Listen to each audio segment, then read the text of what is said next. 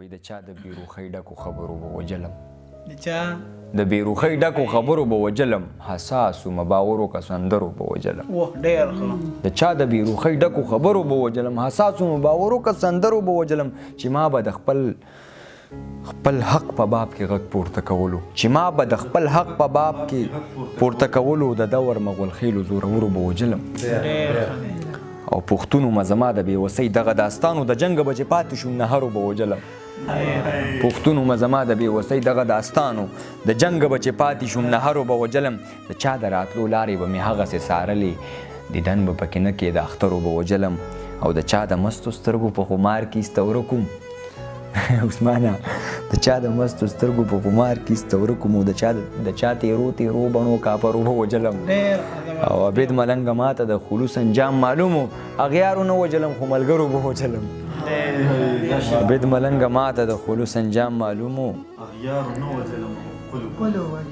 اغیارو نه وجلم خو ملګرو به وجلم بس ته یاره زه به نور نشم کردارونو د شکمنو څیرو منځ کې یوه ساره کې غړېږي زړه را تش کم تنهایۍ ته تخیل هم راګویا شي د زړه درد پکې ښکاره شي بې ترتیبه زندګي ده زه یې تړلی بند په بند یم د ضمیر په زنځیرونو د احساس په جیلخانه کې د بېدردو په ځنګل کې زما ژوند دی چې تېرېږي په لټون د انسانیت کې څه د کار ککرۍ نشته بس دی نور ورپکې نه یم زړه زور مې اوبه شوی تا پسې ړنګ عبید بیخي خراب دی له ژوند د تنګ عبید بیخي خراب دی اوس بیخي هاغه شو خو شنګ نه لري لونګ عبید بیخي خراب دی ستا د ګلاب او معطرې ځوانۍ غواړي قلنګ عبید بیخي خراب دی ځواني لاړه شوګیرو وخوړه هاغه ګلرنګ عبید بیخي خراب دی تپوس یې وکړه که نه سر به وخوري تپوس یې وکړه که نه سر به وخوري هغه ملنګ عبید بیخي خراب دی هغه ملنګ عبید بیخي خراب دی زه منمه چې تا شپږ خجونه کړي د ګناه په موټ کې نه یم خالقه خو ستا بعضې بندګان هم شیطانان وي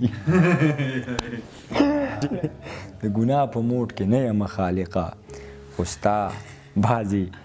بندگان هم شیطانان وي دا مې داسې بېکاره غونې غزل دی خو بهرحال تاسو ما تاسو بېکاره ښکاري تاسو یې واورئ چې له زقومه نه هم زیات دی زړه مې مات دی ژوند مې تریخ له هر نبات دی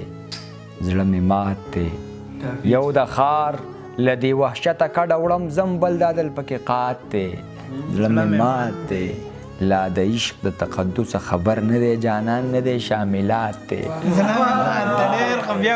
لا د عشق د تقدس خبر نه دی اجازه ارمانه جانان نه دی شاملات دی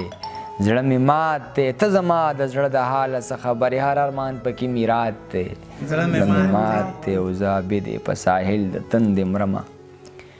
ژوند دریاب لکه پورات دی زړه مې مات دی